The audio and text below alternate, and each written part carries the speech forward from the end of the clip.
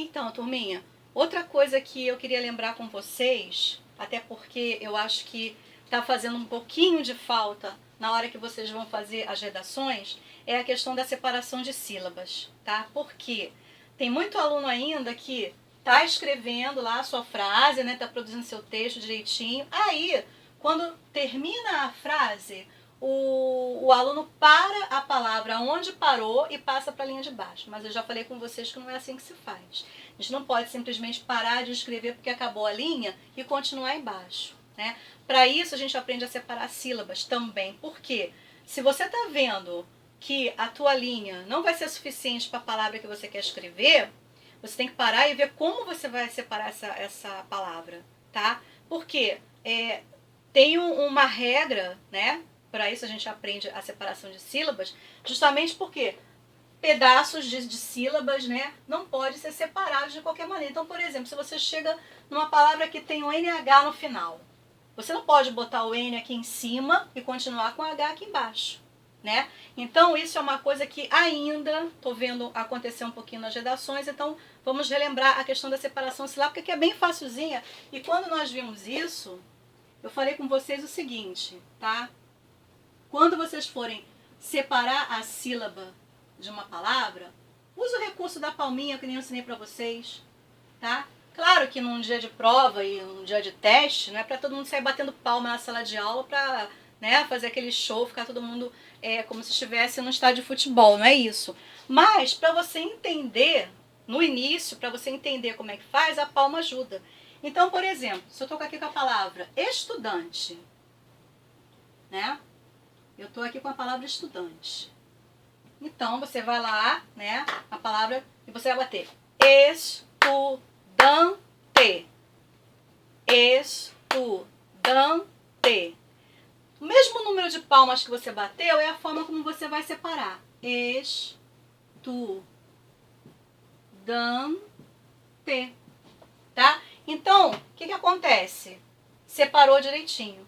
E aí, também, aproveitando já o gancho dessa separação silábica, vamos relembrar o número de sílabas, que eu também dei para vocês, está no caderno também. Tudo que eu estou relembrando com vocês, vocês têm resumo no caderno, coladinho lá. No livro também tem, mas no caderno tá bem resumidinho as folhas que eu entreguei para vocês colarem.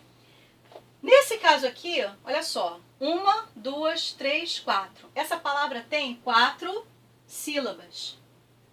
Então, vocês vão lembrar lá da nossa aula que quando uma palavra tem 4 sílabas, ela é classificada como polissílaba. Tá? Polissílaba. Muita atenção, então, na hora de fazer essa separação de sílabas, tá? Porque se você separar errado, você também vai classificar errado, tá? No caso aqui, essa palavra com 4 sílabas, vamos ver outras palavras que possam ter uma classificação diferente. Então, por exemplo, se eu pegar aqui a palavra menino, tá? Escrevi aqui, menino. Aí você pode usar também os recursos da palminha. Menino. Você bateu 3. Você vai separar da mesma forma, tranquilo. Ó. Menino. Nesse caso, a palavra tem aqui 1, 2, 3 palavras com 3 sílabas, né? Nós vimos que são chamadas de trissílabas. Então, essa palavra é uma palavra trissílaba, tá? E, por exemplo, a palavra café. Café. Eu vou bater café. 2. Então, eu vou separar. Café. Palavra com 2 sílabas, nós estudamos lá que ela é dissílaba. Agora, o que acontece quando a palavra não se separa? Tá? Então, por exemplo, eu tenho a palavra sol. Sol. Sol. Uma vez só. Você só abre a boca uma vez. Sol. Nesse caso aqui, a palavra sem separar, a palavra com uma única sílaba, nós vimos que ela é classificada como monossílaba. Isso aqui vocês já estão craques. Eu só estou relembrando porque, como a gente está fazendo um compacto aí de revisões, vale a pena lembrar tudo isso, né? Então, voltando. Uma sílaba só, monossílaba. 2, dissílaba. 3, trissílaba. Mais de 3, polissílaba, tá? Muita atenção, por favor, galerinha, na hora de separar, principalmente quando vocês começarem a fazer as redações, tá? As produções de texto de vocês, para não ter esse erro, tá? Que tem sido assim um pouco recorrente, embora eu esteja sempre falando para vocês que tem que ter atenção com isso, ainda tem muita gente esquecendo. Outra coisa importante que eu queria falar com vocês é a respeito da produção de texto. Muita gente, muitos de vocês estão me entregando as redações, estão esquecendo o título. Tá?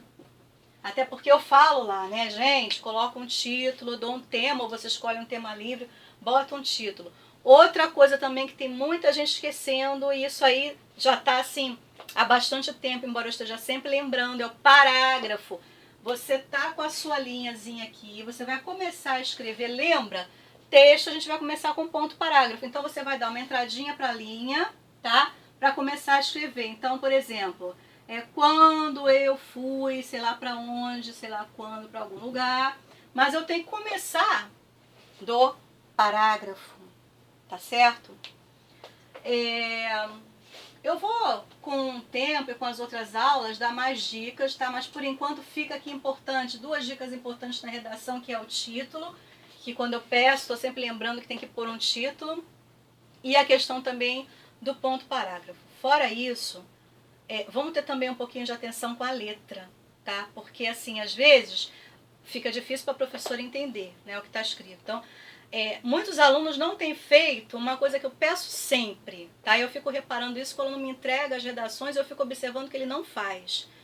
Terminou de fazer a sua redação, leia o que você escreveu. Tem aluno que simplesmente termina de fazer, embrulha e manda a professora. Então, uma sugestão até que eu dou, né? Isso, não sei, em dia de prova talvez não seja possível, mas nos dias que a gente está produzindo na sala de aula as nossas poesias, os nossos textos, os nossos livrinhos, troca com o colega, não tem problema nenhum. Então você fez uma historinha, você produziu um texto, fez uma redação, contou alguma coisa, troca com um colega seu. Ele leu o seu, você leu o dele, né? Aí fica mais fácil, porque se você conseguiu entender o que ele escreveu e ele conseguiu entender o que você escreveu, é sinal que o caminho tá legal, tá indo bem, pelo menos está dando para entender. Agora, se você entregou o seu trabalho, o seu texto para uma outra pessoa e essa pessoa não conseguiu decifrar o que você escreveu, talvez seja interessante você refazer, pegar esse trabalho de novo, tá? E tentar articular melhor lá as palavras, certo, gente? Então, beijo para vocês, até a próxima aula.